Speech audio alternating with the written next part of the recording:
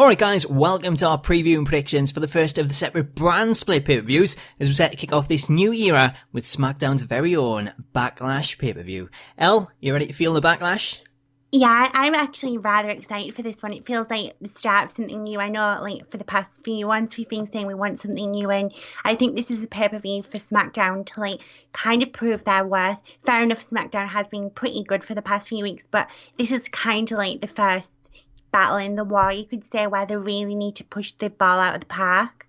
It really is. This is kind of the starting point because we had SummerSlam last month where both brands were involved.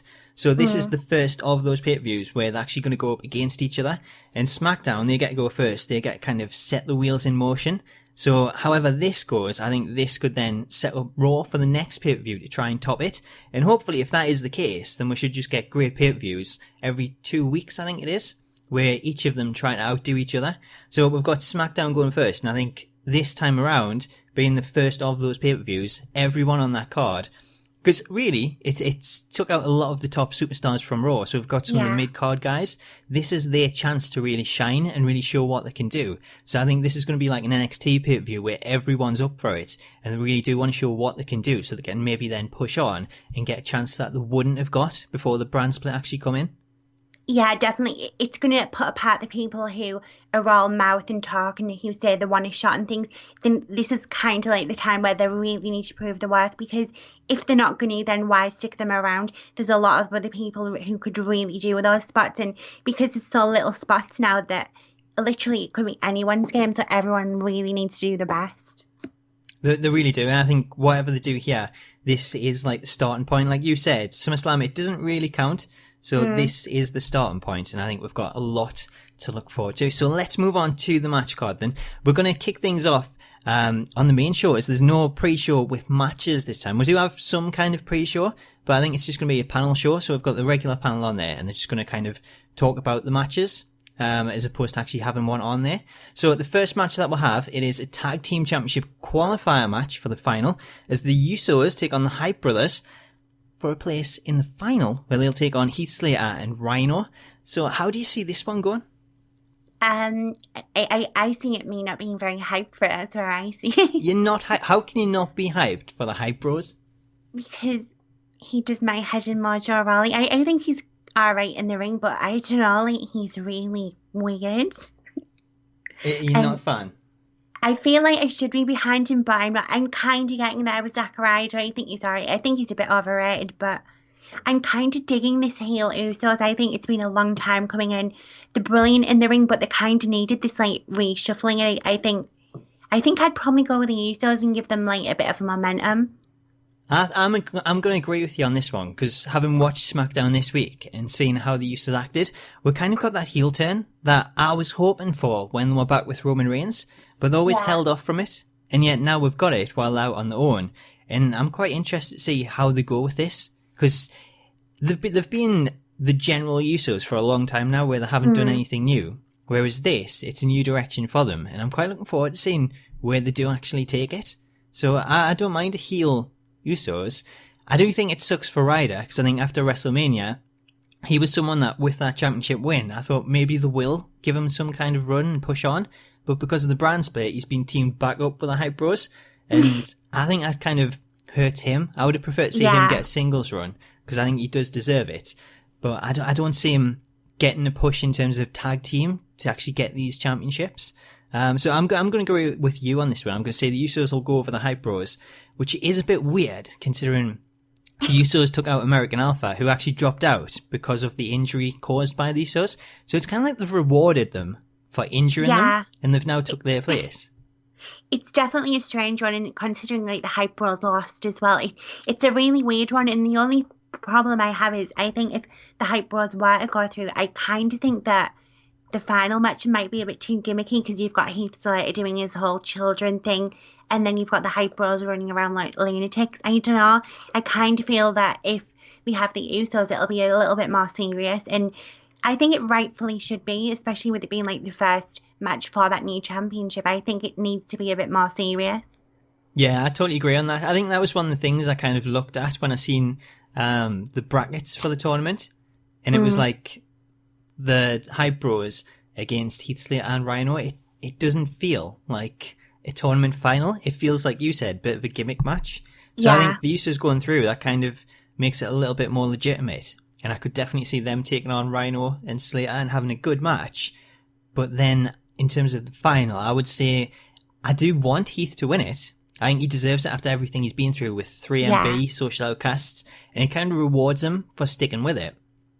But heel Usos, if they hadn't turned heel, I would have maybe sided with Rhino and Heath. But because they have turned heel, I can see them picking up the titles. And then it's kind of already set in stone that we're going to get the Usos against American Alpha when they come back. So why not give the Usos the championships, and then you can make that feud over the tag belts? I'm like really, really torn because, like I said, at one point I don't want it to be too gimmicky, but I do feel that if Heath and Rhino lose, I kind of think they might get lost again. Similar to like how Dolph Ziggler's become after like losing his match. I don't know where they'd come after that, and I think it kind of reminds me a bit of Daniel Bryan and Kane. Like, you've got Rhino as like the bruiser and things, and I don't know. I think they could be as popular as the New Day if they were given the titles. I just think that I kind of think we're going to get American Alpha costing Usos the match, whether it's the semi-finals or the final. I really can't see them winning. Yeah, I can't see them winning it. It's a shame though, because I would have liked to see them do it. But like I say, with the Usos now being a heel tag team, I think it's kind of set up to do that. Especially with these belts. The Usos are kind of like a big name to have as the inaugural champions. Whereas if you were to say Mojo Rawley and Zack Ryder, or Heath Slater and Rhino, that aren't really well-known tag teams, I think you're always better off to go with like a solid name for that. I'm like really torn because, like you said, at the same time, I think the Usos would make brilliant champions. It's kind of difficult. I'm much more opposed to them being heels and being the champions, but at the same time, I kind of think that Heath and Rhino might get lost if they lose. I think I'm going to kind of go for the dark horses with that one. So, who are you going to go for? Heath and Rhino. Heath and Rhino. Ooh. See, I want that outcome, but I'm going to go opposite. I'm going to go for the Usos on this one. So, I guess we're in agreement for the first qualifier. We're both going Usos. And then we're going to go split ways in the final. So we'll see how that one turns out. From there, though, we're going to go on to the next match, which is the singles match between Randy Orton and Bray Wyatt. I don't really know why they keep doing this, but I really do feel like Randy Orton's had this match with Brock Lesnar. We know he's got a match coming up with Brock Lesnar. I feel as though WWE Creative are just like, we need something. We need someone to tide over this time.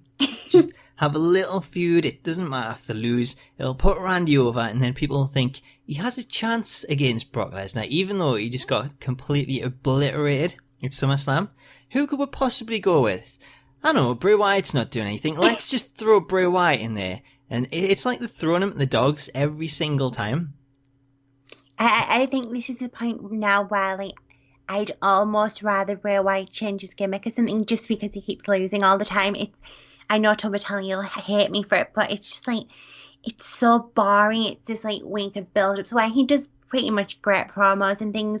He'll like do an attack and things, and then it's like he loses, and it's kind of that the momentum starts to build. You kind of believe in him a bit more, and then he loses, and it's kind of like, how many times can you be fooled by it and be invested if he's just going to lose? Yeah, well, it is. It's like that. Every time he gets built up, like even pre-SummerSlam when they were leading into the main event, and it was like Bray Wyatt's kind of on the edge of it. Is he going to get in there? Is he not? I don't even think he had a match at SummerSlam in the end. Nope. And it was like that was the chance. Could have really pushed him, put him in there, and had him go up against Ambrose, because Ziggler went in, and not only did Ziggler lose, but he's dropped out of the picture entirely. He's now going up against The Miz.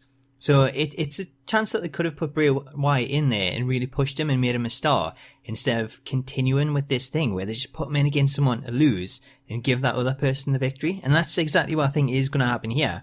So I'm fully expecting Randy Orton to pick up the win.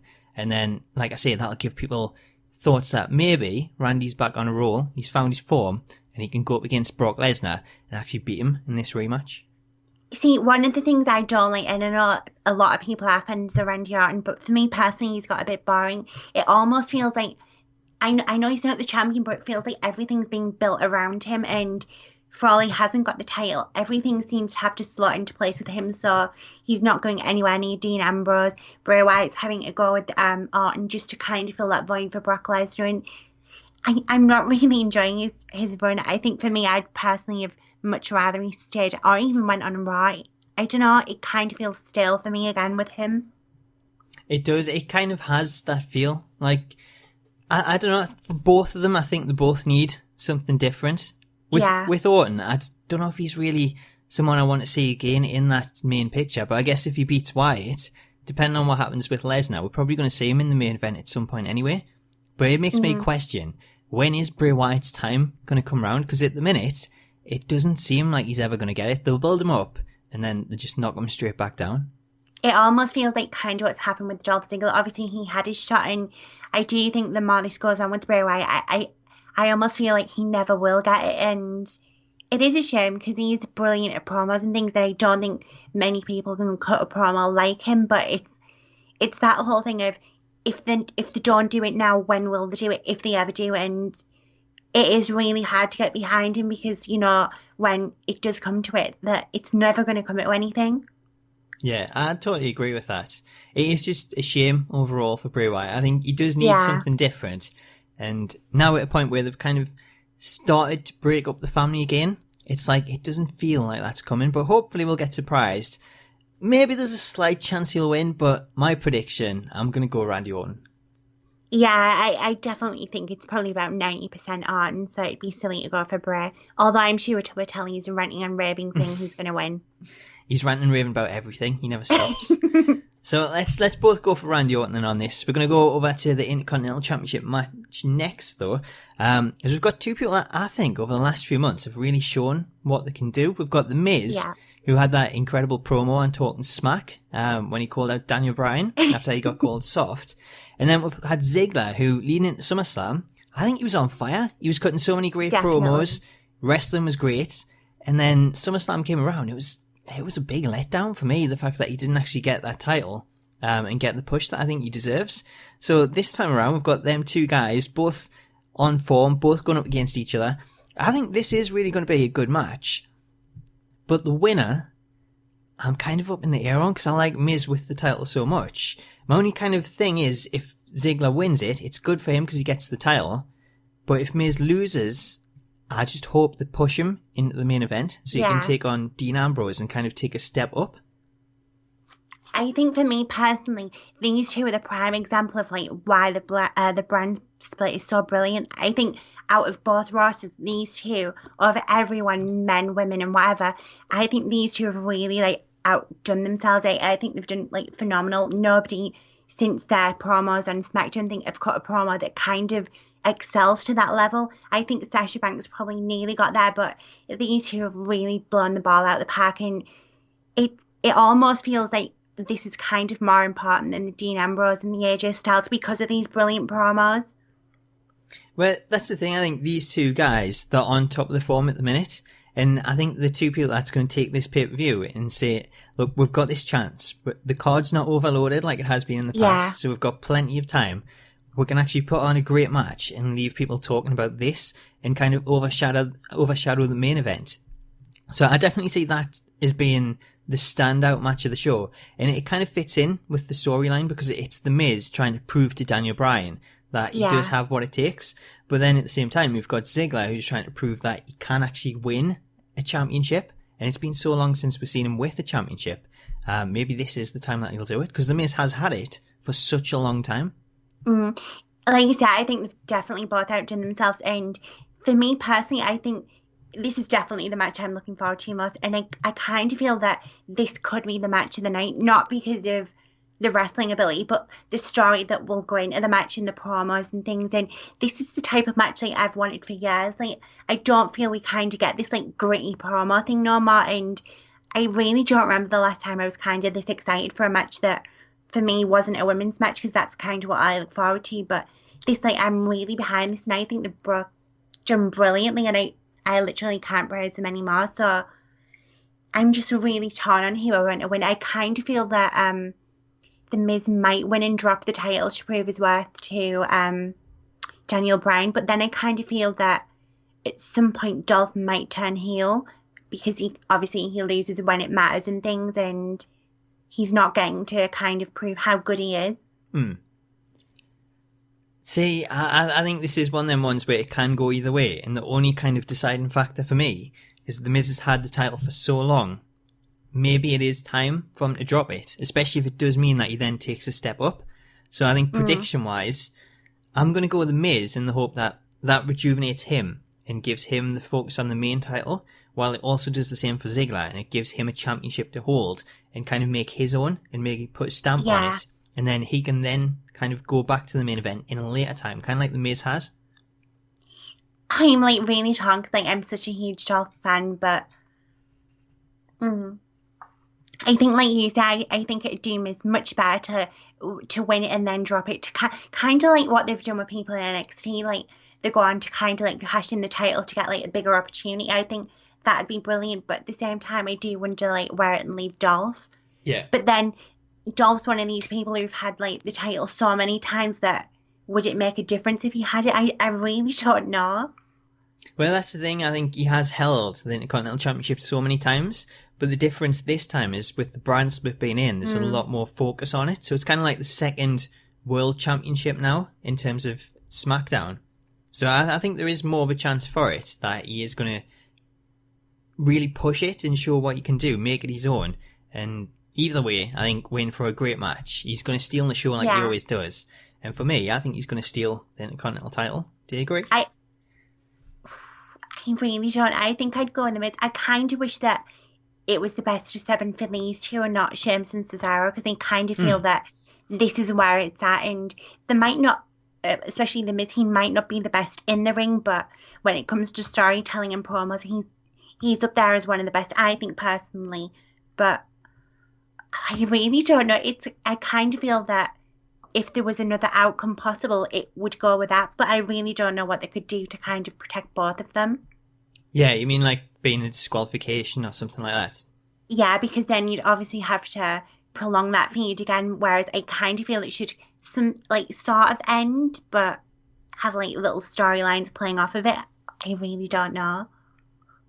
Well, unless it could lead to Daniel Bryan saying he's fit and ready and he wants to come back. Maybe Daniel Bryan will cost Miz the match and then they'll have a match. It probably won't happen, but we can dream. We can dream. Do you think that could happen one day? Do you think we'll see the Miz against Daniel Bryan if he does get the chance to have one more match? See, I think if we were to have something like that, I don't think it'd be a full-on match. I think it'd be the kind of like where you see, do you know, someone who's not like in a wrestling role, say like Vicky Guerrero or John Laurinaitis? I think it'd be something like that as opposed to a full-on wrestling match. Because I don't know. I think I don't think they'd want to hurt him. I'd love to see it. Don't get me wrong, and I kind of feel the more that the Miz and Daniel Bryan go on, I almost feel it'd be kind of like WrestleMania worthy, but obviously we're a long way off. Yeah. I don't know, in regards to Daniel Bryan, I think what they've done, WWE, have done a great job of maybe planting the seeds that perhaps one day it could actually happen. And WrestleMania is still a long way away. But maybe they could go with, saying to Daniel Bryan, we know you want to get back in the ring. You're very vocal about it. You keep telling people when you do interviews and that it's only WWE that's stopping you from doing that. Maybe they can come to some kind of agreement where Daniel says, right, I'll sign this disclosure that says if anything happens to us during this match, then it's on me, and it gets rid of any responsibility for WWE. I think that's the only way that they would maybe do that at this point. Yeah. But I could see one final match for him where he does get that send-off at WrestleMania. And I think The Miz is a perfect opponent. See, I think with this in my head, I think I'm going to have to now go with Dolph. I know that chances are a match won't happen between the two, but I do think there's enough there for Daniel Bryan to cost Miz the match. I think we'll probably get something in the pre-show or earlier on in the show where we're going to have like this backstage thing again. And who knows? Hopefully we'll get like a nice little treat. Hopefully. So I swayed you. Are you going to go Dolph Ziggler? Yeah, I think I'm going to have to go with Dolph now. Cool. Let's agree then on that one. We're both going to go Ziggler. So Ziggler, new Intercontinental Champion. And we're moving on to another championship match, as we'll have the women's. What did I do? Shock. So next up, we'll have the 6-pack elimination challenge for the WWE SmackDown Women's Championship. That sees Alexa Bliss taking on Becky Lynch, Carmella, Naomi, Natalya, and the returning Nikki Bella, all to crown the inaugural Women's Champion. Who's going to win it? Who's going to be the new Women's Champion for SmackDown? Probably flipping Nikki Bella. She's kind of like the female John Cena. She's doing John Cena, so she may as well be doing everything he does. I know that sounds really bad, but I kind of feel that she's the worst one to pick. I almost feel like it sounds really wrong, but I kind of feel she's undeserving because she's only just come back, and people like Natalya, Alexa Bliss in NXT, Becky Lynch, people like that have been busting their ass off all year, and then for her to come back and win it kind of be an insult. I totally agree with that. I think this match, this is going to be the one that tells me if things have changed and this really is a new era and WWE are ready to try new things and go with different people, or if they're going to play it safe and go with someone like Nikki, who obviously has that Total Bellas program coming up. Yeah. And being champion would be a good way to promote it, which is what WWE used to do. So this is really kind of the test to see if that's what they're still going to do, or if they're going to keep to the promise, make this a new era, push new stars. And if they do that, I think Becky Lynch is the person to actually go with. See, I 100% agree with all your Total Bellas comment and things. I think this definitely is the time to prove that if there is a Divas Revolution, that WWE are behind it and things. But at the same time, I don't think Becky should win either. I know that sounds really weird, but I almost feel like that'd be just as bad as giving it to Nikki because of the Divas Revolution, if that makes sense. Do you think so? Yeah, I kind of feel that either they give it to someone like the veteran, like Natalya, or maybe like Alexa Bliss, someone fresh, someone that not everyone necessarily knows about and kind of has to prove how much they're worth, as opposed to someone that we've seen for quite a while and things. See, I wouldn't mind that in the slightest. Natalya, I really like. I think she deserves a championship run. And like I said before about having an inaugural champion and it being a big name, then you cannot really get like a bigger name than Natalya when it comes to women that's been there for so long and kind of paved the way. So I would be happy with Natalya. Alexa Bliss, again, a huge talent that's coming through. I think that really sets the standard of like things to come if she was to pick up it. In terms of the others, I wouldn't say Naomi. I wouldn't say Carmella. I don't know. Nikki does stand out as someone that I think there is a chance that I'd give it to. But because of the way that they've played this and saying Becky's been the number 1 women's draft pick on SmackDown and it's been there for a reason. And everything that's kind of happened with her not holding the title so far, whereas Sasha has, Charlotte has, she's kind of been left behind. I feel this is the point now where she can actually get that title, prove herself, and have a good run in some great matches with all that talent that we've just mentioned, especially when you've got Alexa Bliss and people coming in, Eva Marie as well, once that suspension ends. So maybe we'll finally get that match and we'll see Becky as that women's champion defending against Eva Marie. Are you looking forward to that? See, I almost feel like that if WWE plays really smart, I think they could set themselves up for 3 months. Like, I think if they're going to do this thing with Carmella and Nikki, they don't need to give either of them the title. Let one of them cost the other one the match or something. Let Becky Lynch kind of lose again to the likes of, I'd maybe have gone with Natalya, but they've had that with Natalya, so maybe Alexa Bliss. I really, really, and it sounds strange because I can't stand her, I would have gone with Eva Marie making a surprise return and winning the title. I think it reminds me of Wild of Stephanie so much, like years ago when she first won her championship. She wasn't brilliant in the ring and she kind of like cheated to win. I know like a lot of people hate that, but I think Eva would be the perfect like pawn to play in that game. I think Eva would actually make a good women's champion, and I know people are going to hate hearing that, but in terms of infuriating people, getting a reaction from the crowd, I think seeing Eva as the champion, it's just going to get such a reaction. It's kind of like Roman Reigns, where I enjoy seeing Reigns as a champion at times. Oh no, I wouldn't go that far. Just to see the reaction that he gets, because it's so insane. And I think Eva's the same kind of person, just like Roman Reigns.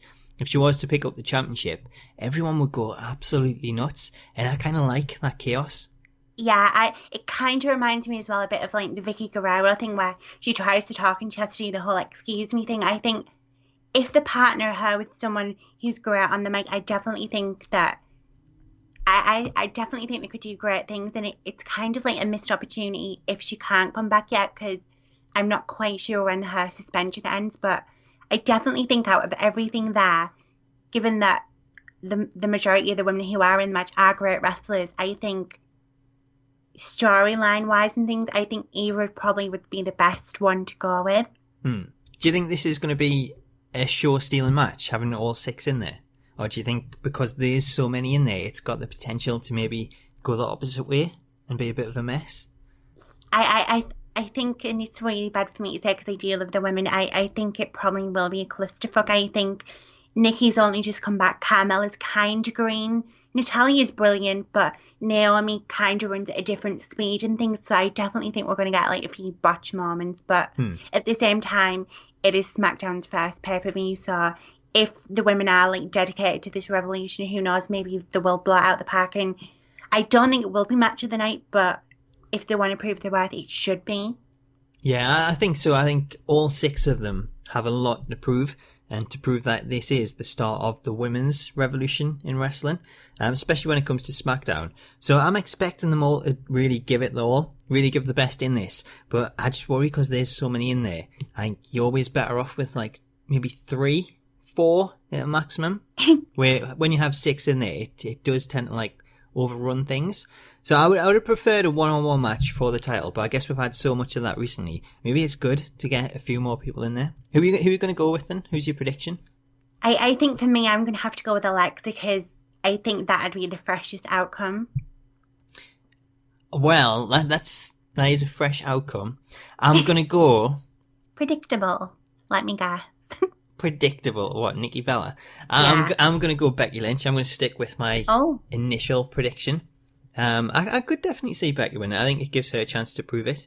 I will ask you though, what do you think of the championship belt and the tag team championship belts? Because we never actually covered that. You see, I know like a lot of people moan that it's the same designs and things, but I think they look stunning. I think the blue and the silver and things, I think they look absolutely awesome. I think it's kind of a shame that they've got so many that do look the same, because I really do think they look great. I totally agree. I love the SmackDown belts. I'm even kind of coming around to the Universal Championship, although I way prefer the SmackDown ones. The tag belts look much better than the Raw belts. And then the Women's Championship, I think it looks really good. It looks really nice with the white and the blue on there.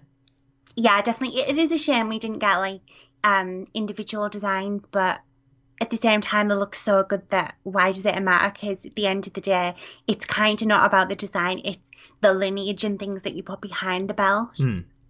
Well, that's the thing. It's just there for show at the end of the day. It's the champion that makes that lineage. So totally agree. Doesn't matter what it looks like. I think we're set for a really good era of women's wrestling. So we're going to move on then. We're going to move on to the WWE Championship match. We'll have Dean Ambrose defending against the phenomenal AJ Styles. I'm really surprised at this because a few months ago we were talking about AJ Styles getting buried. And when you think about it, this is probably like his 3rd title shot, which kind of seems crazy when he only come in January. So I think he's been pushed really well to get to this point. We've seen him win against John Cena twice now, clean. He also beat him last month at SummerSlam. So now we've got this match set up. Dean Ambrose, AJ Styles. We've talked a lot about this being the point where it can kick off a new era and whether WWE will go through with it. This is another one where they can say, no, we're not going to give it to the former TNA guy. We're going to stick with the way that we have been over the last 10, 20 years, whatever, not giving it to the guy that comes in from a rival promotion. Or they can do like NXT, Samoa Joe coming in, give him the title and just let him run with it. Let the fans be happy, enjoy what's going on, give away a new champion, something fresh. I think now is the time that maybe AJ Styles could actually win it. If he was going to win it, I'd say this is the time to do it. I think God only knows, like, half of us really want a new champion. I think that Dean Ambrose, fair enough, he's alright in the ring, but for me personally, he makes such a crap champion that it's almost like he tries too hard and he's trying to get like this swagger on and he's kind of healing things, and for me it really doesn't work. I don't think his moveset's amazing. I think Styles is so much better, and I'd even say that Styles is like way above him on the mic as well. For Ambrose, for me he's really not championship material, and I'd much rather have someone like Styles who you can rely on be champion. Well, that's the thing. I think Dean Ambrose, he said it himself on SmackDown this week. He says AJ beat John Cena in a wrestling match, but when he gets in the ring with Dean Ambrose, it's not going to be a wrestling match. Dean Ambrose is just going to push him to the edge. And I think that is the issue with Dean Ambrose. We don't get those kind of 5-star wrestling matches that we'll have with the likes of AJ against John Cena, even AJ against Roman Reigns. Those matches have been standout. And to me, I cannot really remember a standout Dean Ambrose match.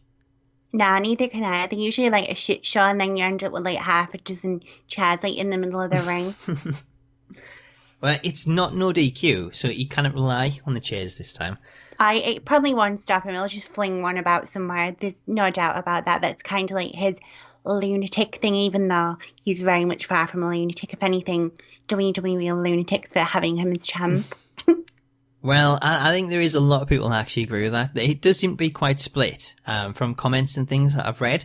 I always thought Dean Ambrose was a big fan favourite, but it turns out, so did I. From what I've read, it's kind of split. There's a lot of people that do like him as champ, but then there's also a lot that aren't really convinced. Yeah, go on. I'd almost kind of got to say that Roman makes a better champ than he does. Like, I know I've said in the past that there's kind of no conviction there from Roman and no passion, but at least he puts on a good match. Like, I will say that he puts on a decent match, but I don't know, you can believe that Roman's the champion, where with Ambrose, to me, he still feels like this mid-card person, and I don't think he's elevated from that just yet. I think maybe a year ago he was, but it's almost like he's gone back within himself and he's never like changed or shaken things up, and he's always stayed the same person. Yeah, he hasn't really changed too much, and I guess my issue is I don't know why I'm supposed to be cheering for Ambrose. Totally agree. Like I mentioned, his matches aren't 5-star. With someone like an AJ Styles, Roman Reigns, even John Cena, they've all had incredible matches, and it gives us a reason to want to watch them and cheer them on. Even Roman Reigns, when he comes out and everyone boos, you get involved. If you're at an event and you're part of that crowd, you get involved, you boo him, because it's just such an incredible atmosphere. But with Ambrose, it feels like that's all kind of lacking a little bit. So to me, that's why I kind of want things to get freshened up. AJ get that championship. But at the same time, because he is that teeny guy that's coming in, even though this is like his third, maybe even fourth, I can't remember, but so many opportunities at the championship. If they're going to keep giving him championship shots, surely he has to have a championship reign in there as well. Like you said, I think this has been the perfect opportunity for WWE to kind of like ignore all the crap we've had for the past few years and kind of go into this new era with having like the best possible outcomes, the best match types. And I definitely think AJ Styles is, especially on SmackDown, definitely one of the ones I'd want to kind of represent the brand, because he is great in the ring. He can cut a good promo, and he's got that wow factor which Dean doesn't have. And for me, I can't wait to like see AJ Styles, whereas Dean, I'm like, I'm not too bothered. Yeah, I'll agree with you on that. I think that's definitely the case. He does have that wow factor, and I think as a champion, as a show where it's a brand now going up against Raw, you want a champion that has that factor, and people are going to tune in to actually watch those matches. So I'm kind of hoping, in all, we get an NXT feel, and it's all about the matches. Some great matches on there. Forget about all these weird finishes. Just awesome matches, good, entertaining finishes. That's all I want to see, and then I'll be happy. So, do you not want to see like a Dirty Deeds out of nowhere that kind of like pins him straight away, like with Dolph? No, that's the last thing I want to see, because that totally ruined SummerSlam, seeing Dolph just go down in such a way. It really wasn't what I was expecting. I thought they built up Dolph so well, and then one Dirty Deeds, it's game over. So hopefully AJ doesn't fall the same thing. I'm going to go prediction-wise, though. AJ Styles, I've got a feeling you may do the same. Oh, totally. There's no way I'm going for the lunatic. I'm like Team Phenomenal. Team Phenomenal. So there we go. That is our predictions for WWE Backlash. It takes place this Sunday. But make sure to get involved. Let us know your predictions in the comments. And of course, if you want to submit predictions, you can submit your predictions to the Smacktalks Prediction League. And then I'll score all the results over on Monday morning. So if you want to head over to smacktalks.org/predictions, then you can submit those there. Elle, before we go, what's coming up on your channel this weekend? And do you want to let people know what's in store for 2K17? Well, as for Backlash weekend, I've got my Through the Years. It's already started. There's a few matches already out there now. So if you're interested in the women's matches that have been on over the past few years in Backlash, definitely check that out. I've got my six-pack simulation to see who the AI thinks might win that match. It is a battle royal, but it's the best you can do on that. And then I've got an open challenge for Backlash to see which woman on the roster is going to accept my invitation.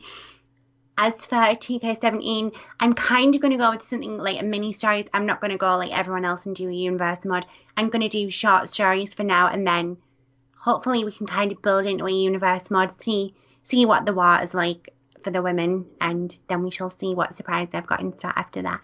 That sounds good. Are you going to be doing women's My Career this year?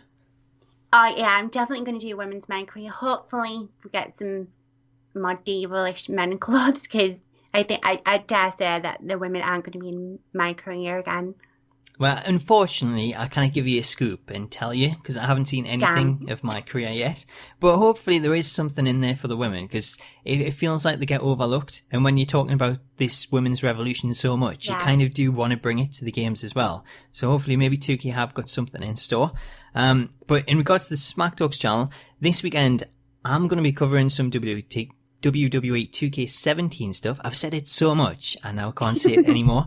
So I'll be covering some news this weekend, as I did play it on Wednesday. So it was the same build that we played at SummerSlam, so there wasn't too much in there. But I spent a lot more time in ladder matches and backstage brawls, so I've got a lot more details on them. As well as details on all of the superstars that were in there, including Shinsuke Nakamura this time. So stay tuned for that. There's also a breakdown of the new gameplay trailer. How awesome does that look? And then we've also got This Week in Wrestling. That's coming up on Sunday. So that'll give you a full week of wrestling news. So you can expect all that. And then WWE 2K17, we're just a month away. And I'll be covering it fully this time. So you can get creations, you can get My Career, Universe Mode. I'm going to try and do it all this year. So hopefully you'll see more content than ever before. No slacking. No slacking. Not this year. This is my year. So guys, that brings us to the end of our predictions. I hope you've enjoyed it. All that's left to be said is have a great weekend. Enjoy Backlash. And until next time, catch you later. Bye.